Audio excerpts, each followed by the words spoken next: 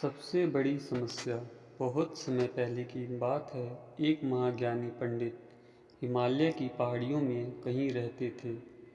लोगों के बीच रहकर वह थक चुके थे और अब ईश्वर भक्ति करते हुए एक सादा जीवन व्यतीत करना चाहते थे। लेकिन उनकी प्रसिद्धि इतनी थी कि लोग दुर्गम पहाड़ियों, सकरे रास्तों, नदी झरनों को पार करके भी उनसे मिलना चाहते थे। उनका मानना था कि यह विद्वान उनकी हर समस्या का समाधान कर सकता है। इस बार भी कुछ लोग ढूंढते हुए उसकी कुटिया तक आ पहुँचे। पंडित जी ने उन्हें इंतजार करने के लिए कहा। 3 दिन बीत गए। अब और भी कई लोग वहाँ पहुँच गए।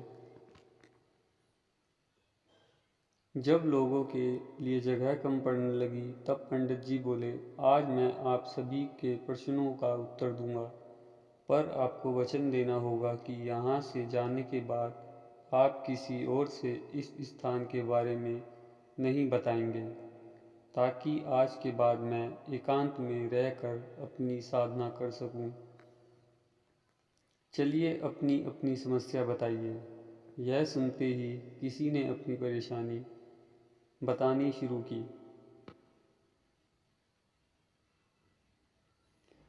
लेकिन वह अभी कुछ शब्द ही बोल पाया था कि बीच में किसी और ने अपनी बात कहानी शुरू कर दी।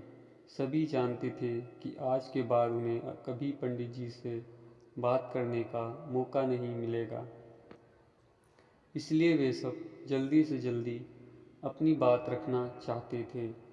कुछ ही देर में वहाँ का दृश्य मछली बाजार जैसा हो गया और अत्यंत पंडित जी को चीख कर बोलना पड़ा, कृपया शांत हो जाइए।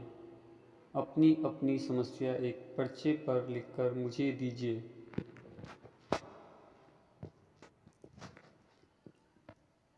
सभी ने अपनी अपनी समस्याएं लिखकर आगे बढ़ा दी। पंडित जी ने सारे पर्चे लिए और उन्हें एक टोकरी में डालकर मिला दिया और बोले, इस टोकरी को एक दूसरे को पास कीजिए। हर व्यक्ति एक पर्ची उठाएगा और उसे पढ़ेगा। उसके बाद उसे निर्णय लेना होगा कि क्या वो अपनी समस्या को इस समस्या से बदलना चाहता है। हर व्यक्ति एक पर्चा उठाता है, उसे पढ़ता है और सहम सा जाता है।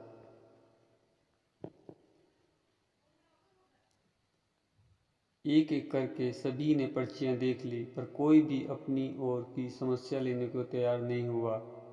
सबका यही सोचना था कि उनकी अपनी समस्या चाहे कितनी ही बड़ी क्यों ना हो, बाकी लोगों की समस्या जितनी गंभीर नहीं है। 2 घंटे बाद सभी अपनी अपनी पर्ची हाथ में लिए लौटने लगे। वे खुश थे कि उनकी समस्या उतनी बड़ी भी नहीं है जितना कि वे सोचते थे।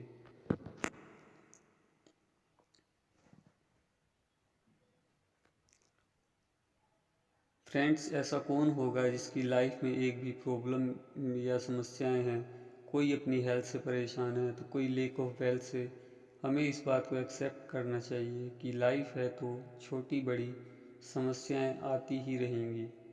ऐसे में दुखी होकर उसी के बारे में सोचने से अच्छा है कि हम अपना ध्यान उसके निवारण में लगाएं, और अगर उसका कोई सॉल्यूशन ही नहीं ना हो तो अन्य प्रोडक्टिव चीज़ों पर फोकस करें।